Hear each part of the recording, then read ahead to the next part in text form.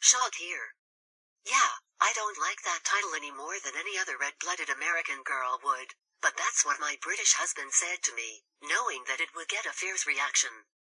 Of course, I told him to put up or shut up, and he made a surprisingly good case that the British are rapidly making their way towards the top of the virtue signaling leaderboard. Virtue signaling isn't really full-blooded unless it actually costs the signaler money. Not just a modicum of effort or empty words, but actual folding pieces of paper with pictures of dead presidents on them. So I don't count the people who wax lyrical about Time's Up or Me Too, or the people who wore white roses at the Grammys. I mean, how much did that cost? The only person on my home side of the Atlantic who has actually spent a considerable amount of money on virtue signaling in the last few months is Mark Wahlberg, who donated the additional $1.5 million that he got for reshooting all the money in the world to the Time's Up campaign. If I'm wrong, please let me know in the comments. What about the British? Well, they have two large guns in their arsenal. Firstly, we have the scandal of the President's Club. This has nothing to do with Donald Trump. The President's Club Charitable Trust was a foundation that held an annual dinner to raise money for charities. The dinners were for male guests only, with young, attractive women being brought in as hostesses and general eye candy. Every year things get a little out of hand, and many of the hostesses suffer from the guests' wandering hands. This year the whole thing went public and there was a huge scandal. Everyone was horrified at the fact that the women had been groped, but for our purposes, I'm more interested in what happened afterwards. Within 24 hours of the news hitting the headlines, the club had been disbanded, and many of the charities that had benefited from the donations returned the money they had received.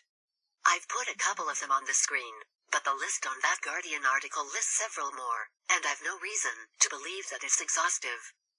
The total comes to $1,243,440. The link is below if you want to check my math.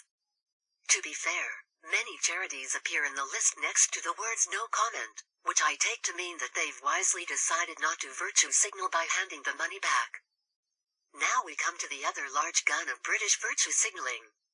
Last year the government forced the BBC to publish the salaries of its most prominent presenters. It was discovered that 2/3 of the staff who earn more than £150,000 are male.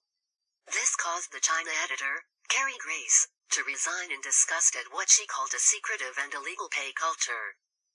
Well, while the BBC is undoubtedly guilty of some very dodgy behavior recently, this salary discrepancy is not illegal. The large salaries were all negotiated on the basis of how much the BBC thinks each presenter is worth to the organization. Effectively, those men earned those high salaries by being heavyweights who could be guaranteed to bring in large numbers of viewers and listeners.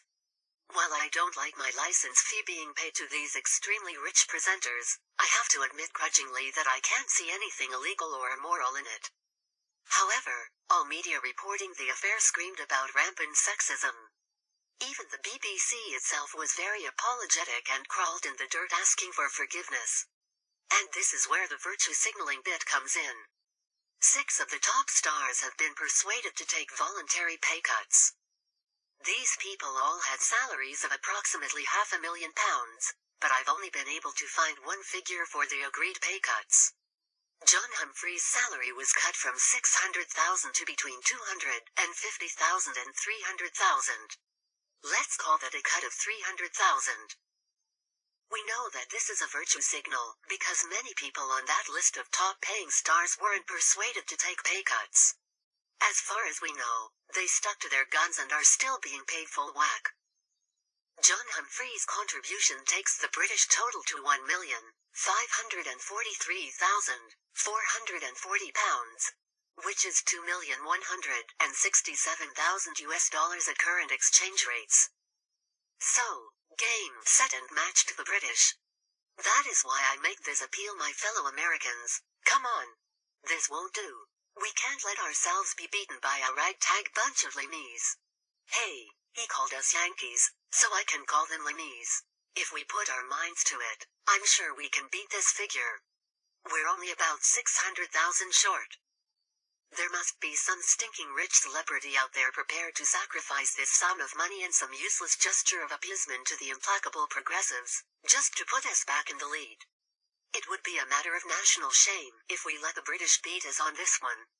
With that plea ringing in your ears, I say, shog out.